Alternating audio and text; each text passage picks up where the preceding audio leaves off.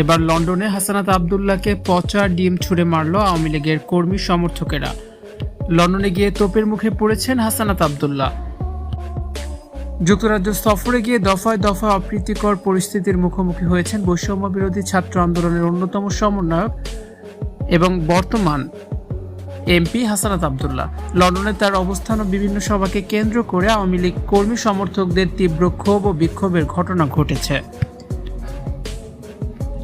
সামাজিক যোগাযোগ মাধ্যমে ছড়িয়ে পড়া বিভিন্ন ভিডিওতে দেখা যায় লন্ডনে হাসানাত আব্দুল্লাহর একটি সভাকে কেন্দ্র করে অনুষ্ঠানস্থলের বাইরে জড়ো হন বিপুল সংখ্যক আওয়ামী লীগ ও তার অঙ্গ সংগঠনের নেতাকর্মীরা।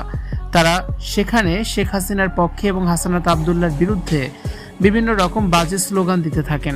পরিস্থিতি আর উত্তপ্ত হয়ে ওঠে যখন একদল বিক্ষোভকারী হাসানাত আব্দুল্লাহকে লক্ষ্য করে পচা ডিম ছুঁড়ে মারে। প্রত্যক্ষদর্শীরা জানান, হাসানাত আব্দুল্লাহর অনুষ্ঠানস্থলে প্রবেশ বা বের হওয়ার সময় এই অনাকাঙ্ক্ষিত ঘটনা ঘটে। এই সময় উভয় পক্ষের সমর্থকদের মধ্যে চরম উত্তেজনা ছড়িয়ে পড়ে এবং হাতাহাতি ও ধস্তাধস্তির রূপ নেয়। লন্ডনের স্থানীয় পুলিশ এসে পরিস্থিতি নিয়ন্ত্রণে আনার চেষ্টা করেন। 5 আগস্টের রাজনৈতিক পট পরিবর্তনের পর বৈষম্য বিরোধী ছাত্র আন্দোলনের শীর্ষ নেতাদের এটি অন্যতম প্রধান বিদেশ সফর।